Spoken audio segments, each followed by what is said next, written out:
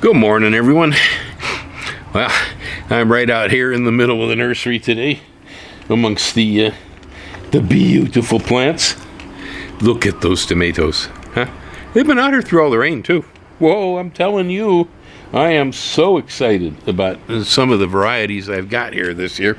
The purple zebra. Whoa. The ones I just picked up there were called Mountain Merit, and I've got some Skylark back there too. All of them tough as all get out. The last two came from Johnny's, and the first one was from a neighbor through Parks. Yeah, we're having fun here. But the reason I'm in front of the camera today is that I had a couple of requests from people in the last week about plant business, nursery, this sort of thing that was more or less related to what I do here. So I thought I'd talk about it a little bit. Right, Gracie? Should we talk about it? I got Gracie here chaperoning, but yeah, so one of the questions, that was a good one, I got earlier this week from a client, and it was about a nursery being covered here in Puna or uncovered. Now, in general, I think we'll talk on that subject, but I think we'll also talk specifically here to Puna. My response to the gentleman was, well, that depends on your point of view and your needs. Here in Puna, there'd be 3 reasons why you might cover nursery stock. One would be light, because what you're growing likes more shade. Good reason. The other would be water, because sometimes some crops get just plain too wet around here. And thirdly, to control temperature. Now, if you're in the mainland, shade may be very important to you. In most cases, controlling the moisture is probably not as important, but controlling temperature would be the paramount issue if you happen to be in an area that isn't tropical. We are in a temperate climate. Here, controlling temperature, well, we don't want to overheat things and so on and so forth, but I do just fine with the ambient temperatures here in Mountain View, raising most plants right out here in the environment. So, as I said, it's a matter of opinion. I definitely like to raise everything right in the sun, right in the rain, exactly how it's going to go into a field. I think I do the greatest service to my customers that way, because when they take the plants from here and they move them home, the conditions are a lot more like their own yard than if they'd been raised under shelter in hoop houses. I see some really pretty plants around here at times, but that look really soft, and they were raised inside these houses, and when you put them out in the field, it's questionable how well they're going to react to that. In general, it has been my attitude, understanding that when you put things inside of an enclosure, your problems can become worse and different than they are when they're outside in the weather. I find the weather-related problems here easier to cope with than some of the pest-type problems we get once we bring things in enclosure. As an example, for instance, in the rain, powdery mildew will not start. It doesn't get a foothold on the leaf. The spores can't attach. The rain's knocking them off constantly. So unless we get protracted dry spells here, we don't get powdery mildew on plants. But if I take a plant that's susceptible and move it inside a hoop house, boy, oh boy, you want to see powdery mildew on your tomato crop? Just put it inside a hoop house if it's the sort that doesn't resist the powdery mildew. The adaptations genetically for what you're raising can be important. But in general, I like to grow things outside in the environment when possible. Now we have shade cloth up the hill here over the top of orchids, because the orchids don't like that much sun. I also have more orchids in a hoop house that are the type that don't like as much water as we get here in Mountain View. Just bear in mind, you put stuff inside a house and close it in, you can get outbreaks of spider mites, outbreaks of aphids, and all sorts of things that you wouldn't face when it's outside in the rain. Mites don't develop at all here out in the rain. Aphids can, but they're limited because we have ladybugs and things that prey on them. Once you go inside a house, things happen to be like, it's kind of like a fart in a space station, you know?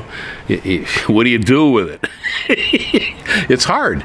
You get an outbreak inside a hoop house, and boy, oh boy, you're going to have to fumigate, and it does not guarantee that things are going to stay out, okay? Doesn't guarantee that. It's actually almost more the reverse. Slugs still manage to make their way in there usually. Tiny flying insects and walking and crawling insects manage to make their way in there. I know Ben down the road here, he's an orchid breeder, and his stuff is all in hoop houses. And boy, he's got traps all over the place on the tables inside the houses for the cardinals, because cardinals pull all his orchids out of the pots. But if you're in the mainland and you're planning to be raising some sort of nursery stock type product, I mean, whatever it might be, but even if it's just tomatoes for your own tomato farm, right? Well, you're going to need a house. Yeah, you're going to need some kind of climate protection, because obviously you want to get tomatoes to market as early as possible. Or if this is a nursery stock to sell people in spring in Minneapolis, well, you want to have that stuff big, up and ready and looking great when everybody says, hey, let's go out in the garden. It means you got to be ahead of the game, and the only way you're going to get there is you're going to have to modify the climate. Yeah, I mean, some crops that we're used to, you know, like an eggplant or a lot of the peppers, they aren't even going to mature in northern tier if you tried to plant the seeds when the frost came out of the ground. You probably need to have those plants big enough because their season is long. Plus, a pepper will continue making fruit right along. Yeah, so the earlier it starts, the more peppers you get. Yeah, so I guess my answer here in front of the camera is almost the same. And if you're here on the east side of the Big Island, it's a matter of opinion, and it depends on what kind of crop you're working with, you know, but my preference, if I can, is to raise things like you see here on both sides of me, right out in the environment. In the mainland, mostly, you're going to need to use some kind of housing for most of those crops. The other question that came up was from one of the viewers. He's in an environment that's quite mild on the mainland, but it's not tropical. He's trying to raise a tropical tree, which is, you know, okay, it's cool. But he kind of thinks he might have it worked out so that he can grow this tree outdoors where he's at, using just the right microclimate and so on and so forth. The tree is where we get the leaf for kratom. It's a Southeast Asian tree that produces a narcotic in the leaf that reacts similar in the body to opiates. A lot of you probably know this thing. It's legal in most places as over-the-counter herbal painkillers. Anyway, the tree is tropical, all right? And, of course, the location where this gentleman's at is not. And my attitude towards that, he was thinking about wanting to go into the business of producing the stuff because he sees there's a call for and a value in the leaves. And I kind of dissuaded him from the idea because the tree is native in South Asia. It's in the forests, okay, in Thailand and places like that. And even where it isn't and people are planting it in rows, their climate's perfect. Well, here in Hawaii, there are people who grow this tree. I know I have a friend of mine who's got several of them over on his property, and well, he gets good crops off them.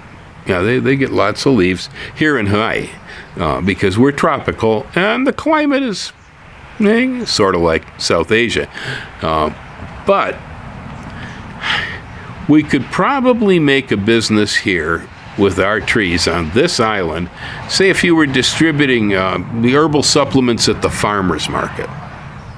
Or maybe Hawaiian grown has an attraction. Hawaiian coffee, Hawaiian this and that.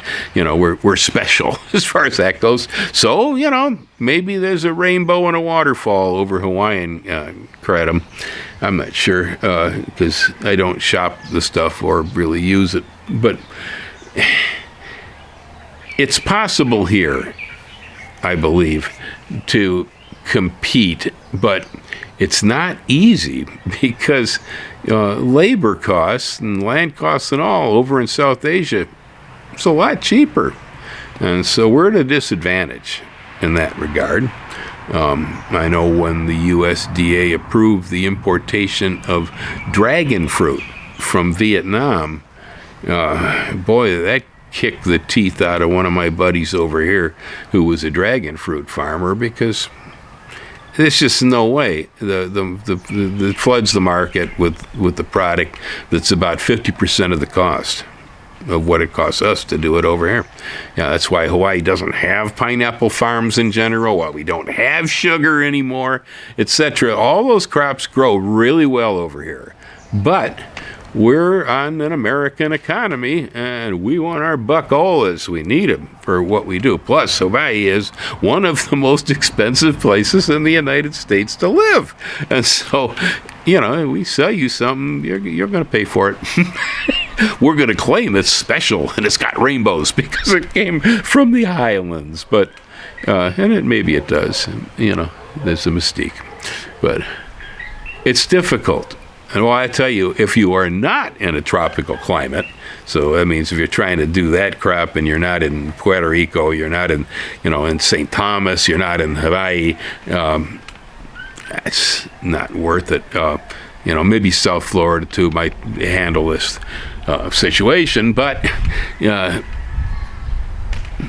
try to compete, And so when you're looking at crops to choose, whether they be for a farm operation, big or small, or whether they are for a nursery operation, you have to look at not only what's needed and what people will pay a good price for, you have to look at what's the sourcing.